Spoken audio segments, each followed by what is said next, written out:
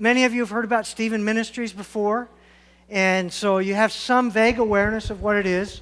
This morning we want to give you a clear understanding of what Stephen Ministries is for us. And Kyle, could you do me a favor? Could you turn that TV off? Because that's going to just, I have, attention problems. That's going to kill me. So we want you to understand what Stephen Ministries is. So that's first of all. And then we want you to know how this ministry will serve the body. Distinct from other ministries that happen here, DCC Caregiver Ministry and Stephen Ministry Training is only one aspect of our caring ministries. It's not the whole ballgame. And finally, we want you to consider whether you would like to be trained as a DCC caregiver. So that's what this is about. So DCC caregivers is what we are calling those who've been trained through Stephen Ministry Training to provide this one-on-one care with members of the body. So if you become a Stephen Minister trained through Damascus Community Church, you will be called a DCC caregiver. And we do that because that's what it is. It is our care for one another. And trust that you will understand that caring is central to the life of Christ's community. You've heard me talking about this now for several weeks, and often when we're saved, we're called to be part of a body. And that body has a responsibility to provide care for one another. And we do that in any number of formal and informal ways. Paul says that there may be no division in the body, but that the members may have the same care for one another. If one member suffers, all suffer together. If one member is honored, all rejoice together. He says further, let love be genuine. Love one another with brotherly affection. Outdo one another in showing honor. Rejoice with those who rejoice and weep with those who weep. That last phrase from Romans chapter 12, verse 15, rejoice with those who rejoice and weep with those who weep, is really what you do as a caregiver. You come alongside and you're with somebody when they're weeping and when they're rejoicing. So as a body, we have a history of caring for one another, both, again, formally and informally. Pastor Bob Watt, when I came, was the pastor of Caring Ministries. He served on staff that way from 1996 through his 2012 retirement, and frankly continues to serve in that capacity. And Bob is going to come and share a little bit about our history. The other brother who's been very involved is Wayne Hayes. Wayne is here. Wayne is going to be out at the tables, and Bob, we have resource tables in the foyer. They'll be there so you can talk to them about what they've done and how this has been done through the history of DCC. Bob's going to share a little bit more about that.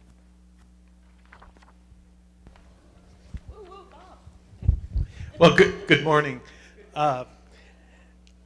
As Pastor said, beginning in 1996, I was asked to become the pastor of Caring Ministries, and I had been Christian education pastor prior to that time, and so things kind of changed around. I kind of just made this lateral move to this new title, pastor of Caring Ministries, which included things like we had a visitation team who would visit people in hospitals and homes, in nursing homes, and etc.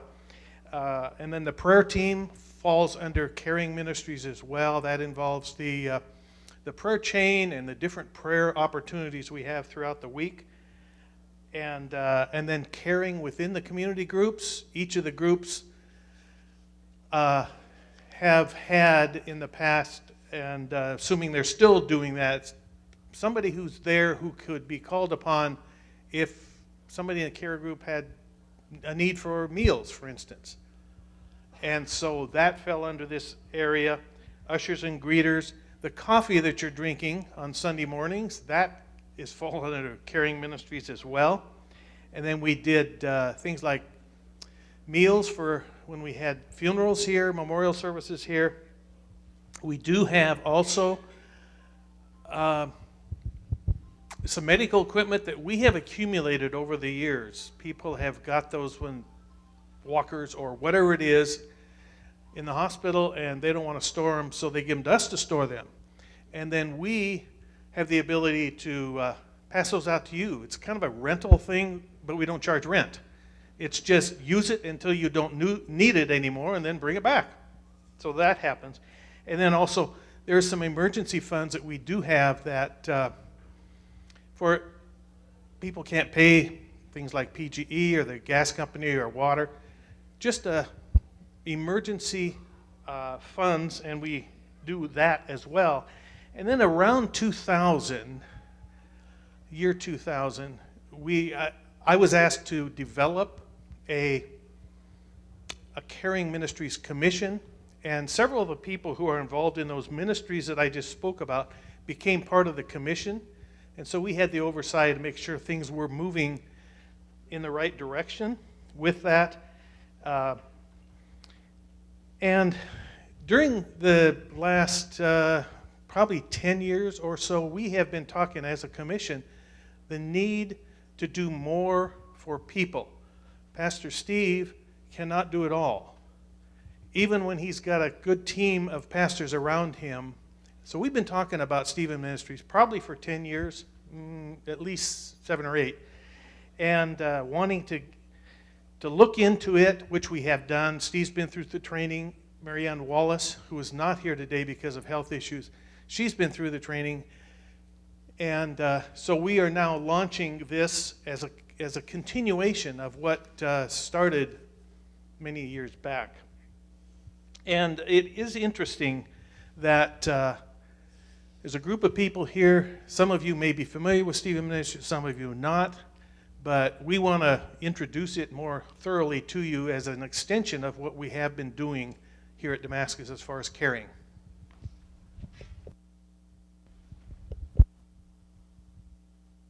So I'm going to roll through things pretty quickly. First, I want you to know that when we begin to think about ministries at Damascus, and once in a while, someone will come to us and say, well, hey, the church should do this or the church should do that. We go back to what our mission is. Damascus Community Church exists to call and equip people to become faithful followers of Jesus Christ for God's glory and the building of His kingdom. Our vision is to be the visible presence of Christ. So we go back to those things and we say, does this fit? Is this something we should be doing?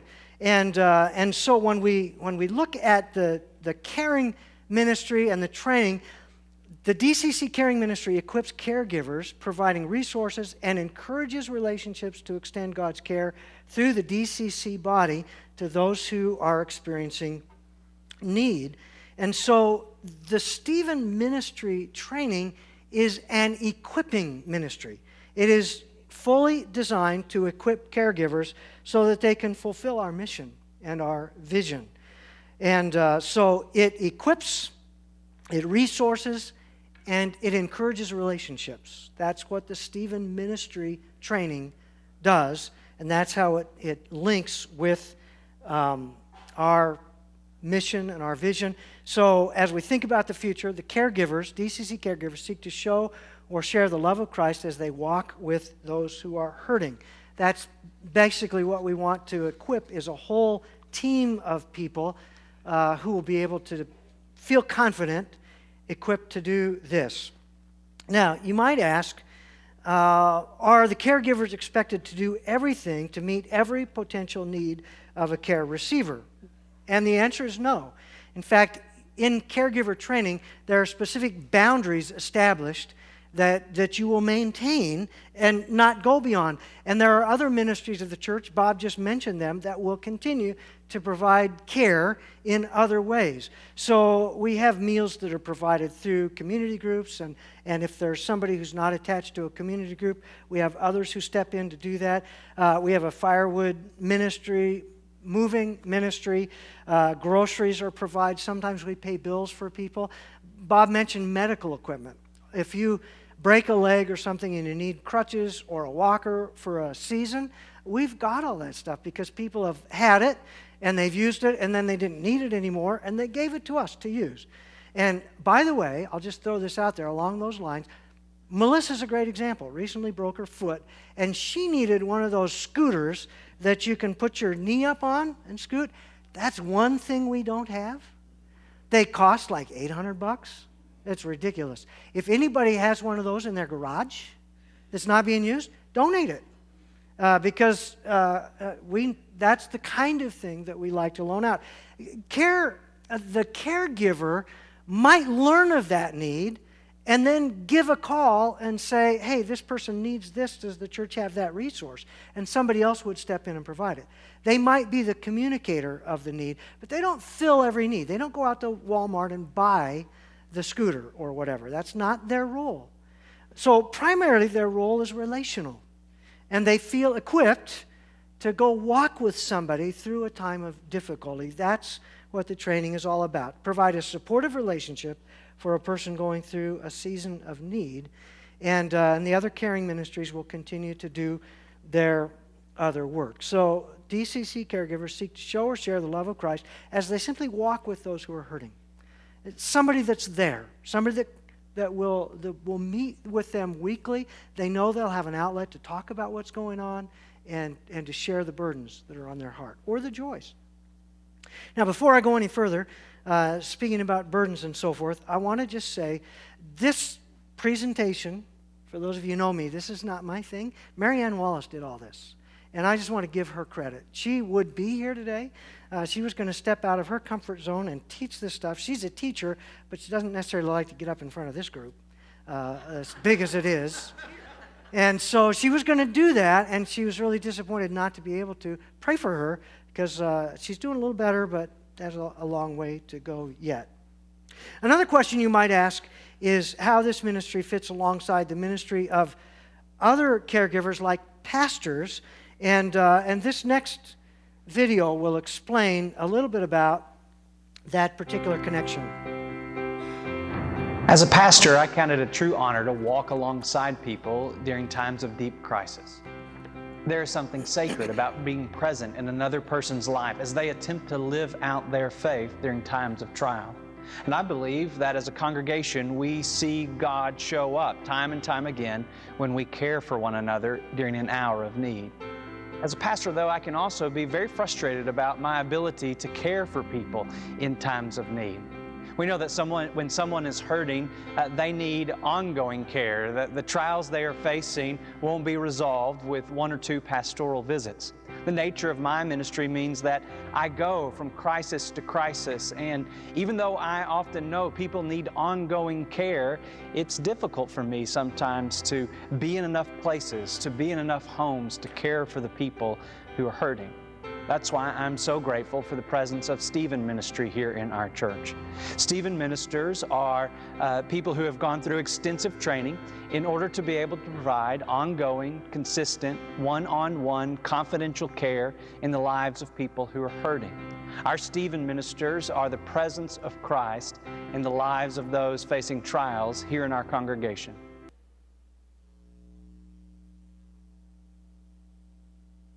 Have anything to do with coaching him. DCC caregivers are the presence of Christ. What is our vision? To be the visible presence of Christ. So see how this ministry fits with what we intend to do here as a body. So who is a DCC caregiver? Well, they're a person who listens, shows compassion, cares, prays, encourages, and maybe it's you. They're just interested in coming alongside another person to support them and keep their focus on Christ as they're going through a difficult time. There are more needs than any of us as staff members can meet, and so we're hoping to equip, as we said, a whole team of people, as many as 20 in the first training session, to be able to be a part of this ministry. And we want people who will meet others where they are and show the love of God to them. And the people who we might assign as needing care may not be in a good place in their life, and they may be involved in things that our tendency might be to judge them or to say, well, you just need to do this. No, that's not our role. God is the one who needs to change their life. Our role is to walk with them and turn the focus of their life toward Christ. That's the goal. So we meet people where they are. We're not looking for problem solvers, mentors, counselors, or physical helpers. Those are not the things we're looking for. We're looking for people who will simply show Christ's love to those who are hurting. They're caregivers, and Christ is the cure giver. One of the one of the really valuable things about Stephen Ministries' focus is we don't fix anything. Christ is the one who brings the cure. We provide care. And so the logo, or the logos used in the ministry are, first of all, on the one side, Christ caring for people through people is the idea. So the guy on the left-hand side is a person who's broken, and that's all of us. And the image is that through the cross we find healing in Christ. So Stephen Ministers are Christ caring for people through people. So how does Jesus come and meet a person? He meets a person through another person who has experienced the love of Christ. And that's who a caregiver is. Our goal will be to meet people and walk with them from where they are to where Christ will take them. Then the compass is the symbol in the middle is the Greek chi rho, the first two letters of Christ's name. And around it are the words compassionate, full of faith, skilled, and trustworthy. Compassionate, we care for people because of empathy for them, helping them seek Christ to solve problems. Full of faith, we show the love of Christ through the things that we do. Pray, listen, comfort, read Scripture, have tea, coffee together, and just be there. The skilled part refers to the fact that a person who is trained through Stephen Ministries goes through 50 hours of training to be equipped to feel comfortable meeting those needs. And then trustworthy, one of the strong emphasis of the program is confidentiality. So when you're meeting one-on-one with a person, there's very strong likelihood that they're going to share things with you that they really wouldn't want put on Facebook or broadcast even to the pastor.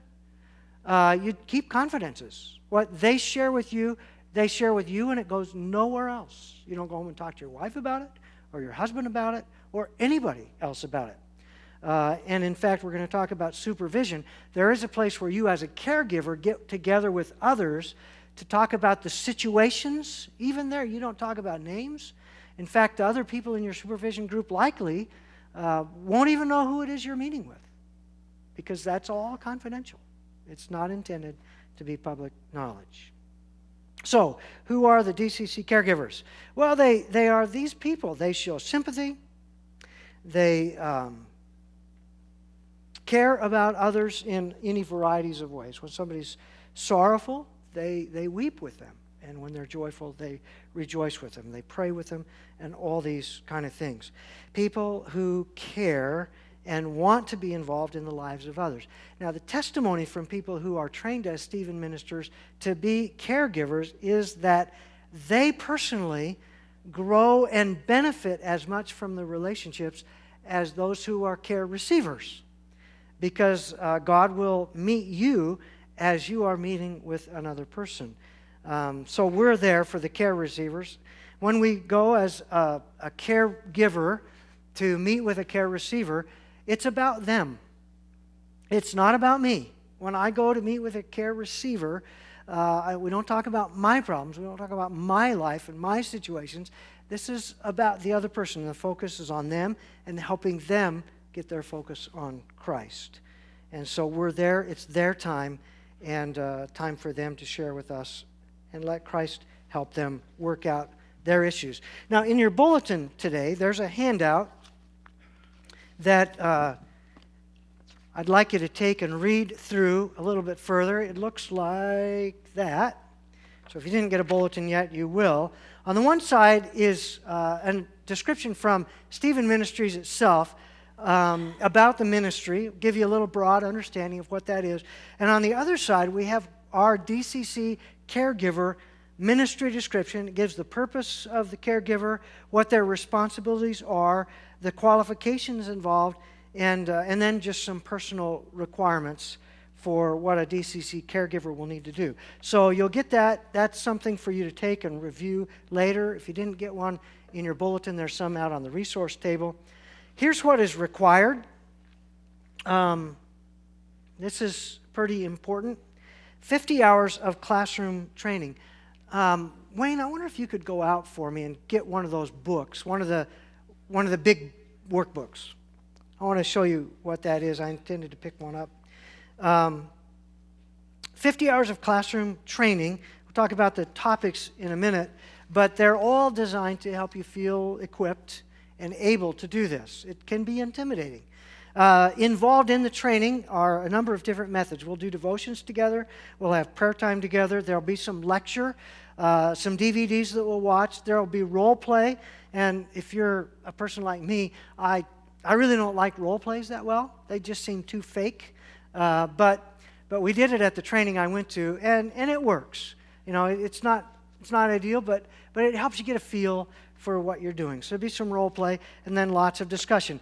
There are 2 of these manuals that you go through during the 50 hours of training. They're information, they're a workbook. So you go to class. Materials and costs. There we go. I'm ahead of myself because I didn't do expectations. So 2.5 hours a week for fall. That's starting in September through the spring. So whatever that works out to be, 20-some classes that you go to weekly, 2.5 hours each class, and go through these 2 manuals. They're a workbook, they're a resource, there are all kinds of helpful information in them. And the idea is that you're prepared then for going and being a caregiver. Out on the resource table, you'll see these books. You'll see some other books that you'll read as you go through the course that equip you in specific ways. And so the participation involves attending the classes weekly, and it really is a commitment. You know, it's not like, oh, you know, my dog's having puppies, I can't come tonight. Well, you know, get somebody to watch the dog because we want you to be at the class if you're going to be trained as a Stephen minister, caregiver. So it's a commitment to attend the classes, to come prepared, because in this book there's some extra reading, and again there's going to be some other books that will ask you to read. You read them, you do the homework, so it actually is a class in that sense. And then you come and you're ready to participate actively. So here's a picture of the resources. There's this workbook. Christian Caring as a Way of Life just talks about the fact that this is what believers do for one another. Speaking the Truth in Love is about learning how to be assertive without being aggressive. That is, being able to speak the truth in love. That's the way I would put it. Speak the truth, yes, but you do it in love in the context of a caring relationship. So these, and the book in the back there, I don't know if you can read it, it's How to Use Mental Health Resources. So it gives you some guidance as to when this is a situation that I need to refer to somebody else, because I'm not a counselor, I'm not a psychologist, I'm not a psychiatrist, I can't deal with this, and so you know when to refer to somebody who has been better equipped to handle a particular problem. So the materials are all going to be covered by the church. So all the books, all the workbooks, everything, because we believe this is an important ministry. We don't want anybody to be excluded because of the cost, because the cost is, it does cost something. And we believe that this ministry will that much enable us to fulfill our ministry mission. And so it's important. So we will cover the cost of those things. The pastors, elders, everybody's on board with doing it. So here's some of the topics we cover. Listening. You say, well, everybody knows how to listen. No, actually, we're not very good at that. And I think it's on one of the, no, it's not on one of these. It's in one of the articles that you'll read. One of the men who was trained says, my wife loves it, because now she stopped saying, you're not listening to me. Because through the ministry, he learned how to listen. It's not something we do well, naturally. So listening, assertiveness, as I mentioned, knowing how to say what needs to be said without being aggressive. It's very important. You know how to speak the truth in love. Boundaries. When do I need to say no? I can't do that. When is this moving into an inappropriate place, this relationship? And one of the reasons we do supervision is from time to time you'll not be sure. You know, is this the way I should be doing? Or should I do something different? Or should I not do this? And in supervision, you'll talk with others about how to set good boundaries. Confidentiality. We maintain a high confidentiality. As I said, if you're a caregiver and are meeting with somebody, it may be that nobody else knows who you're even meeting with because it's not to be broadcast. Grief is a main area.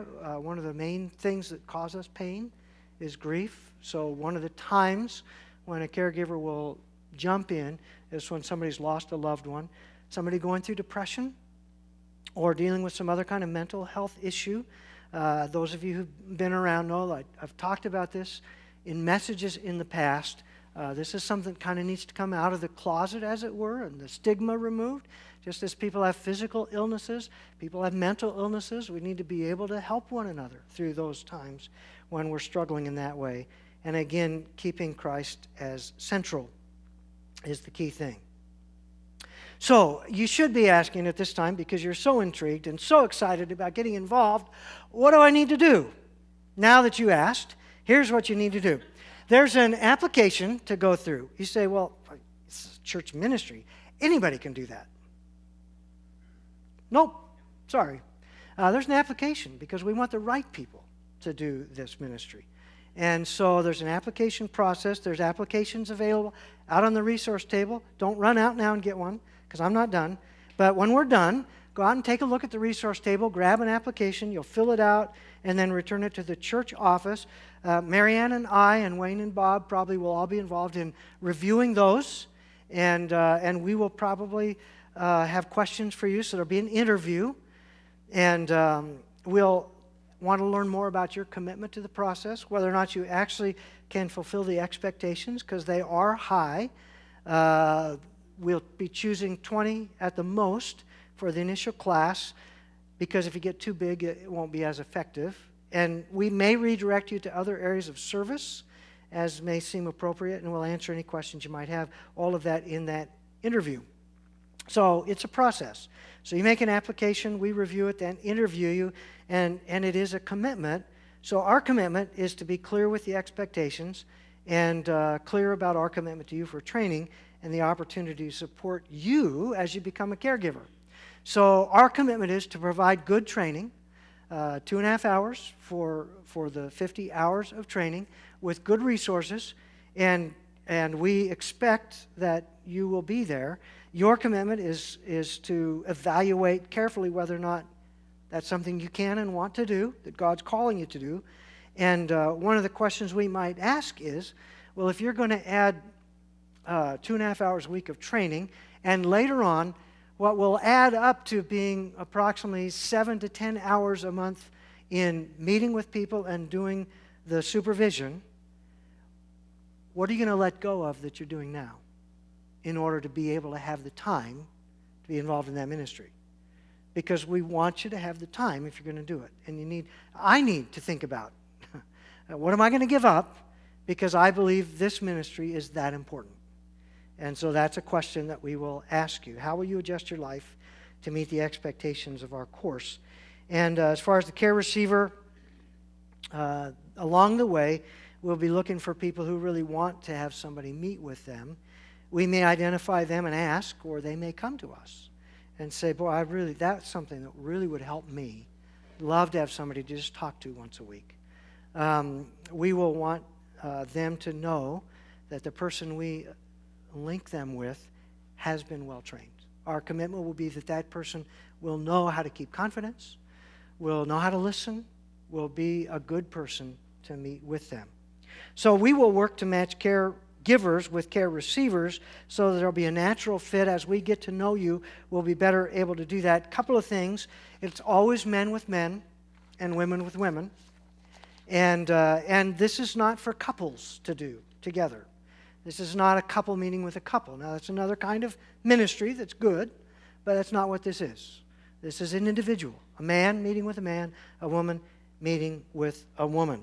Now, along the way, when we get going, as you are a caregiver, what you will do is meet weekly with your care receiver, and you'll do some paperwork. You keep track of what goes on in those meetings. And then twice a month, you'll come to supervision. This is a small group of caregivers that meet together with one of the Stephen leaders, that would be myself or Marianne at this point, and talk about what's going on. No names. Again, don't even necessarily know who you're meeting with, but the situations and what you're dealing with, what questions you have. If you need guidance, the group together talks about what each one should be doing. So that's supervision. If you go through this training, what we're asking for is that you consider the next 2 years. Will you be able to make a 2-year commitment? Starting in the fall, you'll be trained through the spring, receive a care receiver, and walk with them, as much as a year, maybe a year and a half. I believe most of the people that get involved in this, though they may want to take a break from time to time, probably it's going to bless you, and you're going to want to stay involved. But at the minimum, we'd like a 2-year commitment. Now, God can intervene. So, we're not asking you to sign in blood. But think about whether or not you want to take the next 2 years at least to be involved, because that's the commitment we're seeking. So the caregiving is weekly meetings where we go through, where you meet with the care receiver, paperwork involved. The supervision is our participation together. So once a week for an hour approximately with a care receiver, so that's 4 hours a month. Approximately 3 to 5 hours in supervision each month. So you see, it's going to look like 8-10 hours a month once you get involved doing this. Now, questions and answers. On the resource table, I believe, is a page called DCC Caregivers Question and Answers. That was prepared by Mary Ann based on some common questions. So there's that resource available. There's also a number of articles out there. But in the meantime, let me just ask, Wayne's got a microphone. Are there any questions that you have about the caregiver training, Stephen Ministry? It works. Anybody? Just let us know if you have a question. We're recording it. What would happen if you had the commitment, but you're also scheduled for vacations and you can't meet those that week or so? Don't get involved? Well, it depends on how often you go on vacation. Seriously, it depends. If you're a person who takes an average 2 or 3 week vacation in a year, that's not going to be a problem. There's things that happen in the course of life. There may be seasons when you're sick and you can't meet. That's understood. So it's not like, you do this or die. It's just thinking through, in a normal situation, am I going to be able to meet weekly for an hour with someone? Yeah. Vacations? Okay. Sorry. Well, I was also thinking of the training, not only during the training, if you're going to be gone for 2 or 3 weeks, fine. We'll fill that in, but you better be on vacation, out of town, gone. Absolutely cannot get here, because there's no lame excuses. This is no lame excuses. If you honestly can't get there, we'll try to catch you up to speed. But yeah, that's a good question. When are you planning on scheduling the training? Will it be evenings, Saturdays? Thank you. Great question. I don't know. Seriously, we are so busy as a church that it's very difficult to find a good time. And so it'll depend on our conferring with those who end up being selected, find the best time to meet. I'm guessing it'll be an evening for those who work, or a weekend. And so I don't know what's best. We're open to suggestions on that. We'll be looking for input as far as the best time. Where would you be meeting? We'll meet here. The training will be here. Yeah, we'll need some of the resources we have in terms of teaching. Oh, Sharon. Is that 1 2.5-hour class per week? Yes, 1 2.5-hour class per week. Right.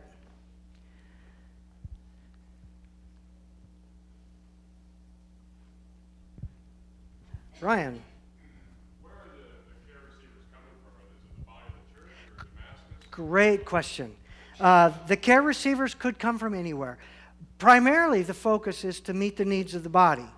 But if we find that there's somebody in the community that has a need and there's nobody else stepping in, they don't have a church family that's meeting that need, we would consider helping them as well if they were interested. So for instance, if I'm called on, which happens from time to time, to do a funeral for somebody in the community because they don't have a pastor, they don't have a church connection, and there's an interest they have in some ongoing support, then I would talk to them about the caring ministry and ask them if they'd like somebody to meet with them. And then we have some special resources that we use already from Stephen Ministry to walk with people through grief.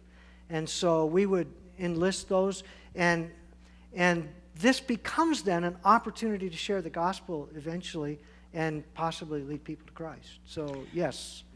Were you asking where do the caregivers come from, or the care receivers? Okay. Care receivers. Yeah, the caregivers, one of the qualifications you'll see is that they be a member of the church.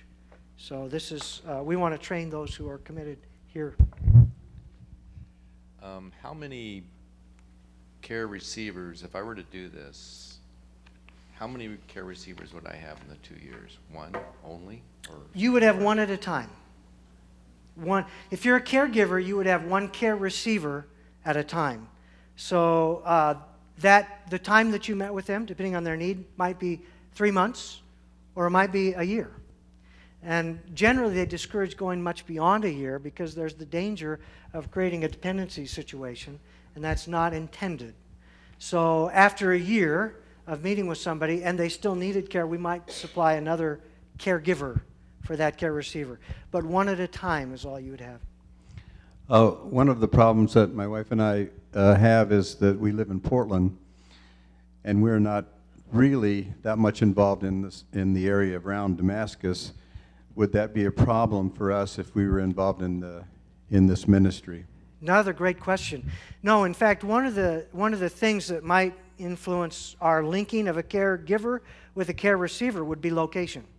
So if there's other people out in your area that have need, that would be an ideal situation. So, and that, I'm glad you asked that, Bill, because that emphasizes, what is our reach as a church, Damascus Community Church?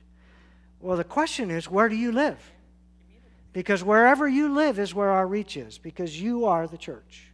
And so if you live in Portland or Oregon City or somewhere else, there's a question back there. Phil has one all the way back. So yeah, that's fine. I've got a comment after hearing what Brian said and hearing what Bill said. As you know, we're really wrapped up in a military ministry. There's about 30 of us involved in this military ministry, and we run across soldiers and their families struggling. Yeah. And this resource, we're looking for something like this. So, boy, I hope you get a lot of people involved in it, because we can probably keep a half a dozen or more people busy. Absolutely. And so, since you bring that up, Phil, I believe it will be the other ministries of the church that open up our understanding of the needs. So in Rockwood, through the military ministry, through moms, and let me just say this, I'll take this moment, through community groups. More times than not, because of the way the church is now, the needs get revealed in community group. Oftentimes, within the community group, those needs are met. I would really like, and I'm going to say this one more time, and I'll say it again many times, I would really like it if there was an identified care leader in each community group that was communicating to me and letting me know when they become aware of those needs, and letting me know what the community group is doing to meet those needs, and where there's a need for resources beyond the community group. And so if you haven't done that yet, leaders of community groups, identify a care leader and have them be communicating with me regularly what's going on in your group, because that's one of the ways we'll discover the people who have a need. Good questions. So let me go on. You'll have more. I'm open. Marianne's open to answering questions. Do you have another one? Okay. Under the wire. You really squeak this in. How will it be determined when a care receiver doesn't need care anymore? I mean, would that be up to the caregiver, or That's how one would of the that work? common discussion points in supervision groups. And so in supervision groups, oftentimes they'll talk about, here's what's going on. We've been down this road. We've gone this far. What do you think? And they'll talk about it. And there will come a time when that relationship needs to just close. And then you think about what's a good way to do closure. And sometimes the relationships won't work out. I mean, we'll do our best to match personalities and needs and experiences, but there'll be times when it just, doesn't click, and in those times we'll help make transitions. So that's a great question. All right, so out on the resource table, whoops, oh, wait, don't stop. Okay, watch Frequently, this. friends will ask, I know you're involved I don't know how in to Stephen stop it. ministry. Can you tell me exactly what a Stephen minister is? Well, I like to explain that Stephen ministers are after people. After the divorce papers have been served and the bottom falls out of your life. After you've arrived home following the funeral service and the emotions you've held at bay come crashing in on you. After the relationship has ended, but the wounds are still bleeding and painful. After you find the pink slip inserted with what is now your final paycheck. After the doctors have said, there's nothing more we can do. After the door has slammed shut for the very last time. After your family and friends have heard your story one too many times, but you still need to talk it out. After the nursing home director shakes your hand and says, welcome to your new home. After the phone call you'd always hoped you'd never get. Stephen ministers are the after people. We are ready to come alongside you or your friends, neighbors, co-workers, or relatives and provide comfort and support for as long after as we are needed.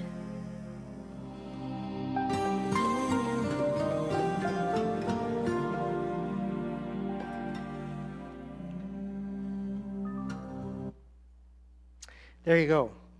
That really describes well what Stephen Ministries is about. After you get that news and you need somebody, Stephen Ministers are there. DCC Caregivers. So there are 2 resource tables out in the foyer, and I want you to have a chance to take a look at those. And if you have questions, Wayne, and I think if Bob's not here, oh, he's still here. Good. They'll be out there. I'll be around. If you have more questions, please ask us. And fill out an application. The next step for you, fill out an application and turn it into the church office if you're interested, and we'll follow up. Thank you. And boy, ending on time? That's amazing. God bless you.